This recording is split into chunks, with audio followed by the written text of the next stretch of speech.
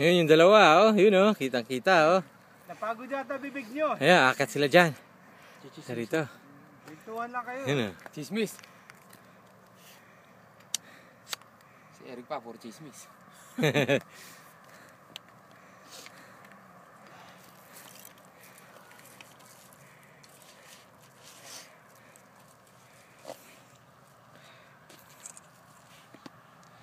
Hindi init pare.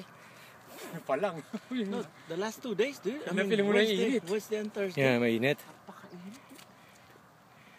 Nag-friends ako, nag-visit ako. Puta, lalakad sa apartment. Shit. Araw, no? Akainis, no? Mainit talaga ba? Oo, akainis nga. Labas ka sa kotse. Pag bumaba ka sa gitna ng kotse, iwo, patay mo. Pagbalik mo, init na agad, eh. Sumasakit yung ulo ko ganun. Malamig sa kotse, lalabas. Oo, nakakainis yun. San Bernardino pa naman, yung senior place. How? So, naghihintay pa ako, tatawagan ko pa siya, tapos nandun yung apartment niya, maglalakad pa siya pareho. Kasi naghihintay na ako, doon, init-init.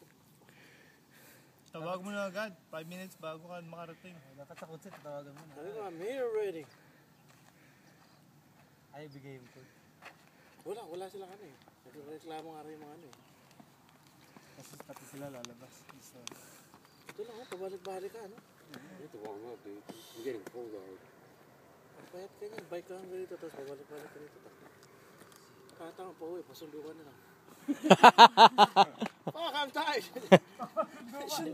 Tawagan ko si Arlene, tapos doon na shortcut ako. Ano dude? lapit dyan.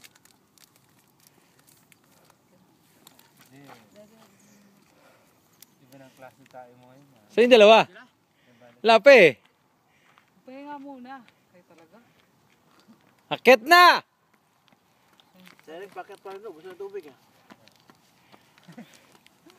Sabi niya sa Hindi lang, sayang. tunaw eh. Ano, nakalimutan ko bumili sa... Katak yung